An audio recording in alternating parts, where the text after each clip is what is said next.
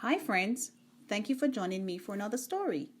This is a place where we explore the world through one book at a time. Remember to like, subscribe, and share with your friends. Click the notification bell so you don't miss a story. The story for today is The Tale of Johnny Town Mouse, written by Beatrix Potter. Johnny Town Mouse was born in a cupboard. Timmy Willie was born in a garden. Timmy Willie was a little country mouse who went to town by mistake in a hamper. The gardener sent vegetables to town once a week by carrier. He packed them in a big hamper. The gardener left the hamper by the gate so that the carrier could pick it up when he passed.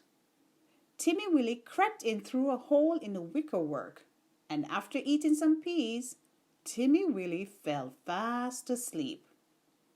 He awoke in a fright while the hamper was being lifted into the carrier's cart. Then there was a jolting and a clattering of horses' feet. Other packages were thrown in.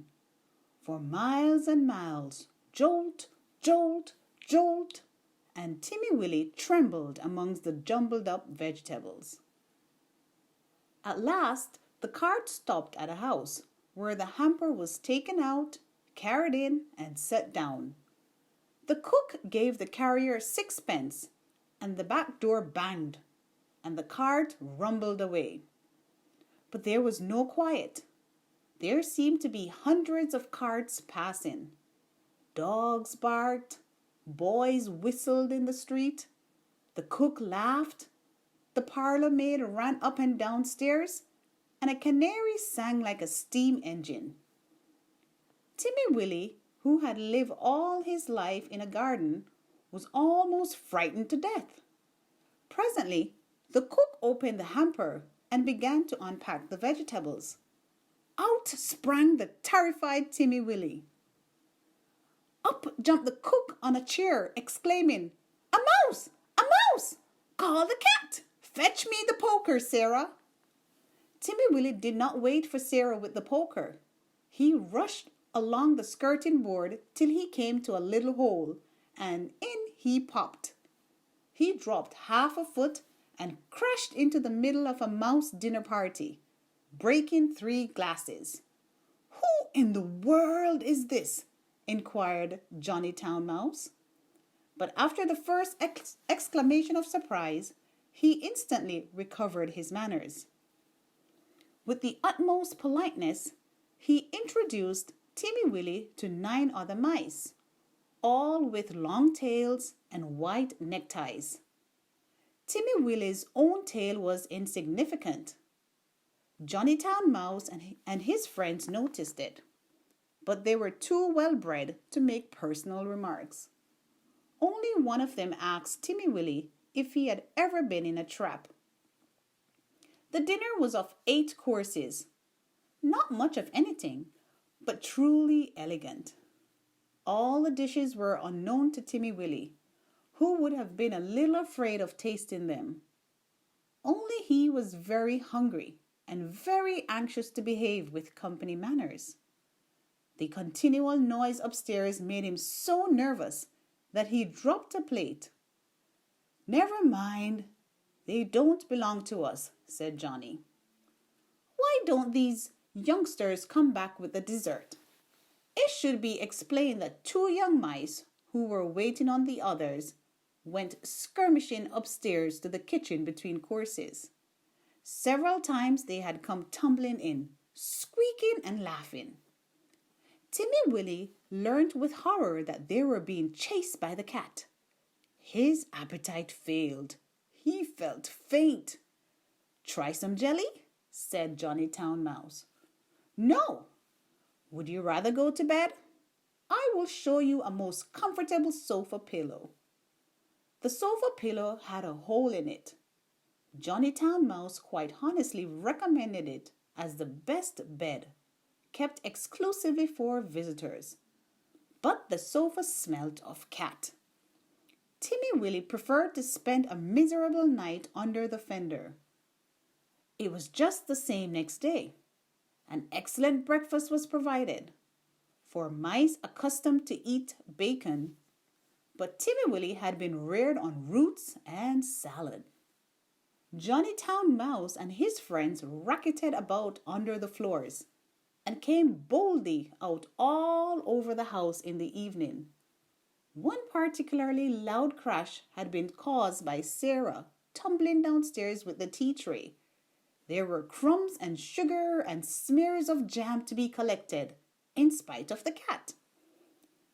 Timmy Willie longed to be at home in his peaceful nest in a sunny bank.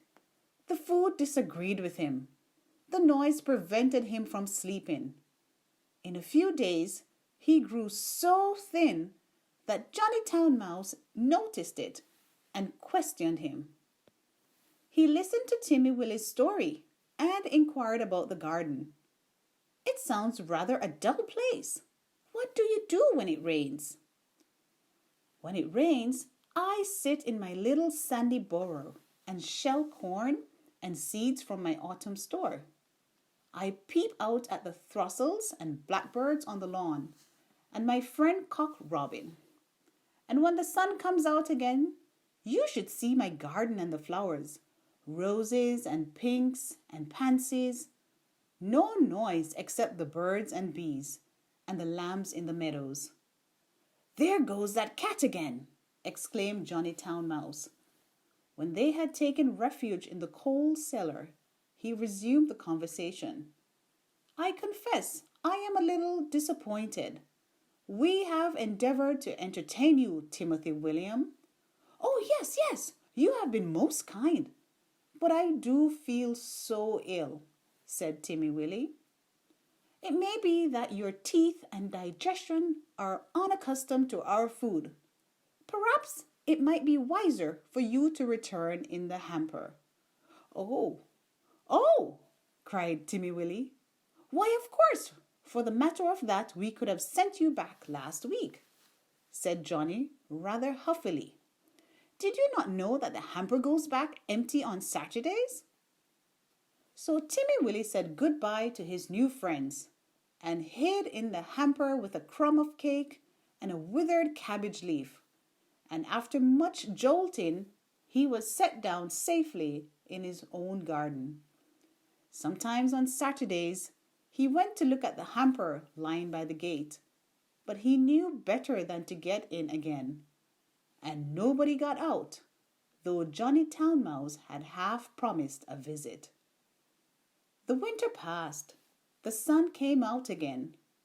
Timmy Willie sat by his burrow, warming his little fur coat and sniffing the smell of violets and spring grass. He had nearly forgotten his visit to town.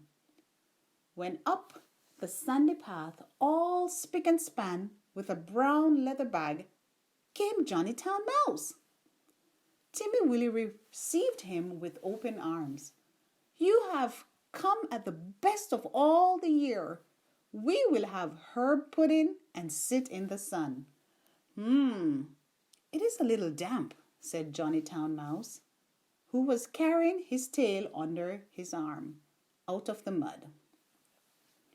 What is that fearful noise? He started violently. That, said Timmy Willie, that is only a cow. I will beg a little milk. They are quite harmless, unless they happen to lie down upon you. How are all our friends? Johnny's account was rather middling. He explained why he was paying his visit so early in the season. The family had gone to the seaside for Easter. The cook was doing spring cleaning on board wages with particular instructions to clear out the mice. There were 4 kittens, and the cat had killed the canary. They say we did it, but I know better, said Johnny Town Mouse. Whatever is that fearful racket? That is only the lawn mower. I will fetch some of the grass clippings presently to make your bed. I am sure you had better settle in the country, Johnny. We shall see by Tuesday week. The hamper is stopped while they are at the seaside. I I'm sure you will never want to live in town again, said Timmy Willie. But he did. He went back in the very hamper of vegetables. He said it was too quiet. One place suits one person. Another place suits another person. For my part, I prefer to live in the country, like Timmy Willie. Did you enjoy that one? I definitely did. That's the end of our story. Thank you for listening. Take care until next time.